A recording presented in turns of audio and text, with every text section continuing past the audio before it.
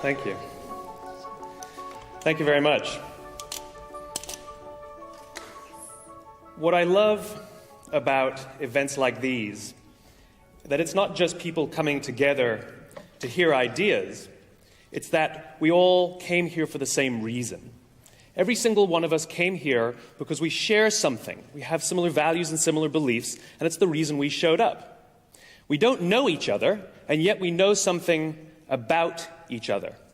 Now, this is important, you see, because the very survival of the human race depends on our ability to surround ourselves with people who believe what we believe. When we're surrounded by people who believe what we believe, something remarkable happens. Trust emerges. Make no mistake of it, trust is a feeling, a distinctly human experience. Simply doing everything that you promise you're going to do does not mean people will trust you. It just means you're reliable. And we all have friends who are total screw-ups, and yet we still trust them. Trust comes from a sense of common values and beliefs.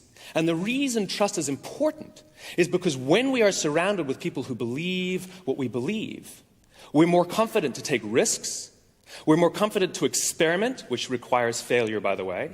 We're more confident to go off and explore, knowing that there is someone from within our community, someone who believes what we believe, someone we trust and who trusts us, will watch our back, help us when we fall over, and watch our stuff and look after our children while we're gone. Our very survival depends on our ability to surround ourselves with people who believe what we believe. I'll share an example with you that freaks me out every time I talk about it. What's our most valuable possession on the planet? Our children, right? Our most valuable possession on the planet are our children. So let's game out a scenario. Let's imagine we want to go on a date, so we require a babysitter. We have two options. Option number one, there's a 16-year-old from just down the street from within the community with barely, if any, babysitting experience. There's a 32-year-old who just moved into the neighborhood, we don't know from where, but she's got 10 years of babysitting experience. Who do we choose? The 16-year-old. Think about that for a second. We'd rather trust our children, our most valuable possession on the planet, with somebody from within our community with no experience over somebody with vast amounts of experience, but we have no idea where they're from or what they believe. Then why do we do it differently at work? Why are we so preoccupied with someone's resume and where they've worked and what they've done for our competition, and yet we never think to consider what they believe, where they're from? How can we trust them? How can they trust us? The problem with most organizations, believe it or not, whether it's a community or a culture, what's a community, what's a culture? It's a group of people with a common set of values and beliefs, right? What's a nation? It's a group of people with a common set of values and beliefs. And the single biggest challenge that any culture or any organization will ever face is its own success. When an organization is founded, all organizations are founded on the same basic principles. There's some sort of measurement. It's often money, but it can be anything. And then there's time. And when an organization is founded, what they do and why they do it are inextricably linked. There's usually some founder or some small group of founders that are able to put their vision into words, and their passion inspires others to come and join them in pursuit of something greater than all of themselves. And they trust their guts, and off they go, and it's an amazing experience. The problem is, as they grow, as what they do becomes more successful, they can no longer rely on themselves. They have to now hire somebody who hires somebody who hires somebody who hires somebody who hires somebody who has to make a decision. Based on what? And what they do starts to grow, that metric. The problem is, why they do it starts to go fuzzy. And this is the biggest single challenge any organization will face. It's this thing right here, the thing that I call the split.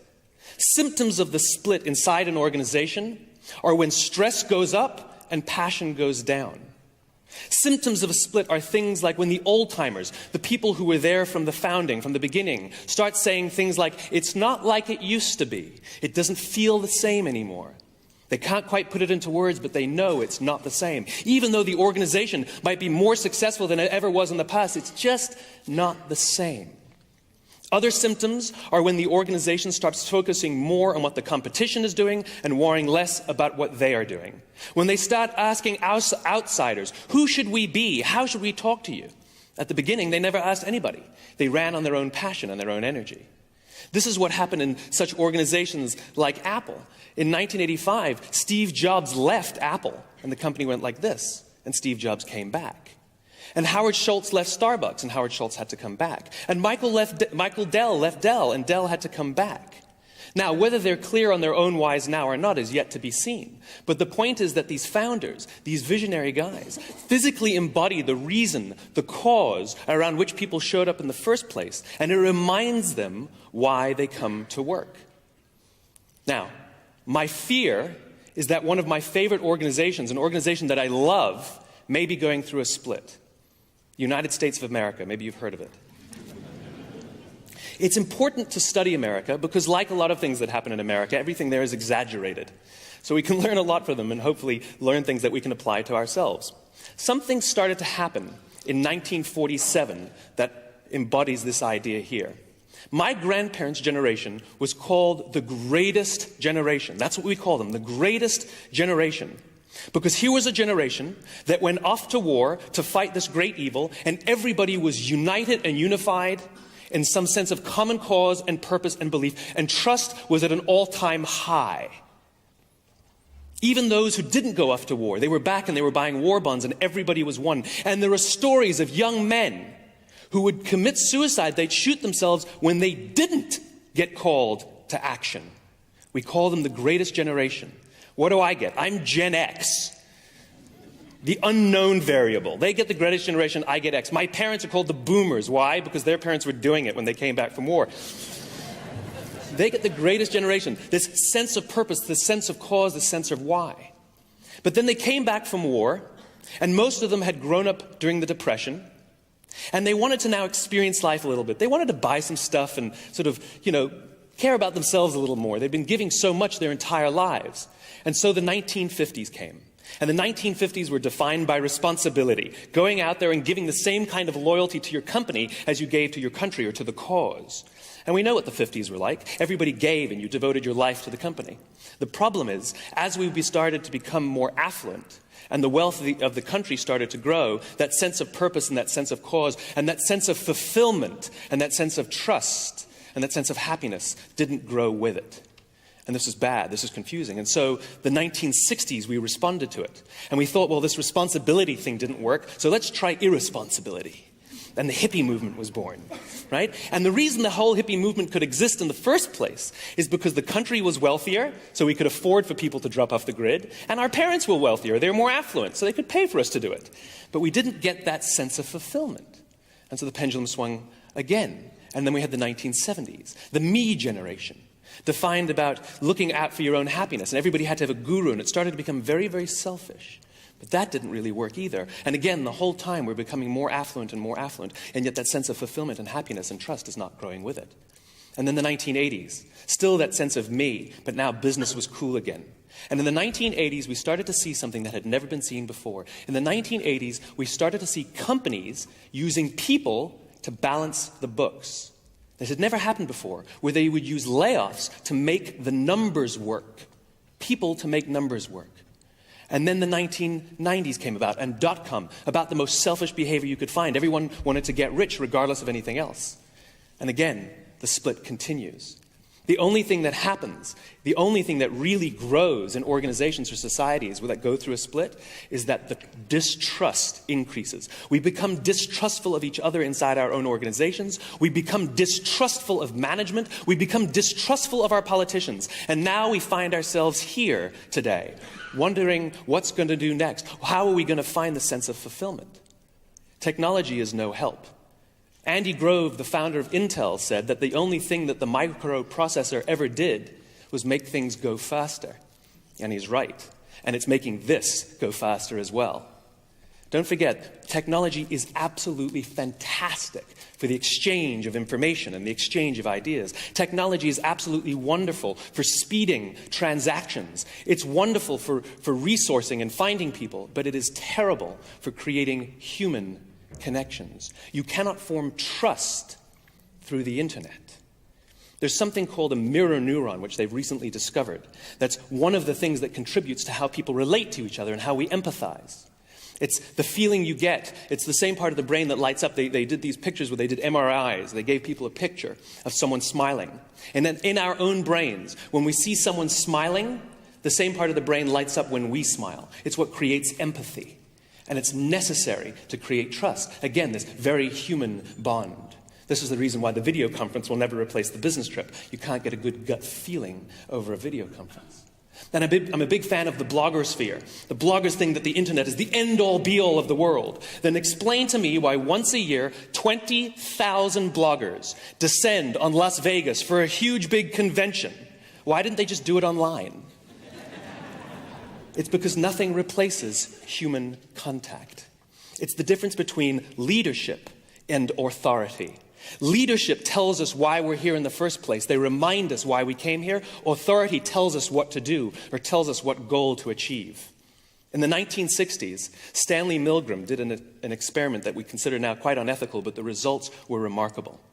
He invited two people to come to his laboratory. Someone who played the role of the teacher, a volunteer, and someone who played the role of the student, who was actually a scientist pretending to be a volunteer. They told the teacher to sit in front of a counter that had a button and a dial. And they said that they were going to ask some questions of the student. And if the student answered the wrong question or refused to answer, the teacher was to press the button and administer an electric shock. And after each shock, they were to turn up the dial one notch. And the notch said, mild, medium, slightly painful, slightly more painful, very painful. And eventually it went red and said XXX. And what happened was there was only really one electric shock administered throughout the whole experiment. And it was a small shock administered to the teachers so they could see what it felt like. And so the experiment would progress, and the questions would be asked, and the teacher would press the button, and the scientist pretending to be the student would pretend to get an electric shock. What ended up happening was that when the student could see and hear the student when the teacher could see and hear the student, they would scream. He couldn't go very far before he quit. He said, I can't do this anymore. I'm hurting the guy. And he would quit the experiment.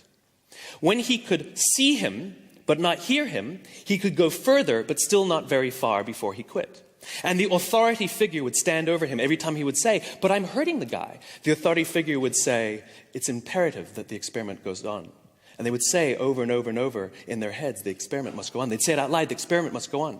And it was like Nazi Germany when people said, I'm just following orders. I'm just following orders. They had this mantra to justify their behavior of hurting somebody.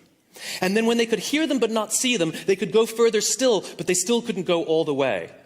But when they could neither see nor hear the impact of their decisions, 65% of the teachers were able to kill the guy.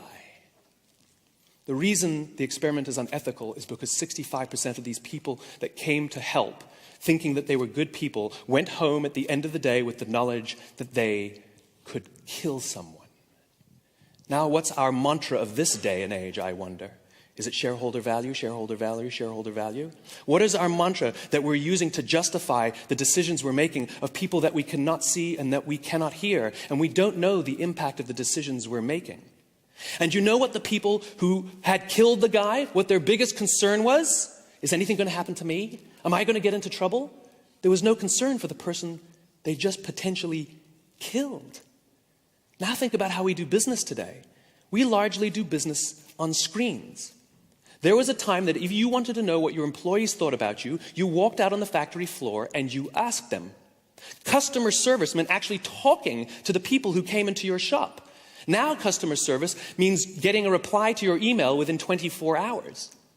I actually saw a bank advertising that you could talk to a person. I fly on an airline and I have miles up the wazoo on this one airline, and they offered me when I reached the highest status possible, they offered me a phone number that I could talk to a person. Since when is a person a luxury? Our very survival depends on our ability to interact with human beings, and as growth and scale and size come into play, all of a sudden, the humanity of things starts to go away. There is a time when a desktop meant something horizontal. Now it means something vertical. And a folder is a picture of something that we used to use. These are fun ideas, fun examples of how technology has co-opted some of our vocabulary. The problem is it's co-opted some other ideas too. A friend is not somebody you check their status. Your network is not on LinkedIn. A conversation doesn't happen on a blog, and you can't have a discussion on Twitter. These are human experiences, and we need them. We need to learn about each other's values and beliefs, and we can't simply do it through the internet. These mirror neurons don't light up when we're sending texts or receiving IM messengers. What I imagine is a day in which we start to have more human interaction, something that requires this thing, a handshake. A handshake. Imagine that you want to do business with somebody, and they're standing there with you, and they agree to all the terms that you offer. 100% they agree. And you say, great, let's shake on it. And they say, no, I agree to all the terms you laid out. We can just do business. And you go, good, if we agree, then let's shake on it. And they say, no, I agree to all the terms. Let's just do business. If they refuse to shake your hand, even though rationally speaking they've agreed to everything you want, if they refuse to shake your hand, the odds are you won't do business with them. And if you do, you'll feel very nervous about it. This is what trust is. Trust is human. It's about human interaction. It's about real conversations. What we need is more handshake conversations. What we need is more handshake discussion, more handshake debate, more handshake friends, more handshake leadership. If we don't, then we continue to go through this, and we will not find our own sense of fulfillment and happiness and inspiration. It requires being amongst people who believe what we believe. Thank you very much. Thank you very much. Thank you.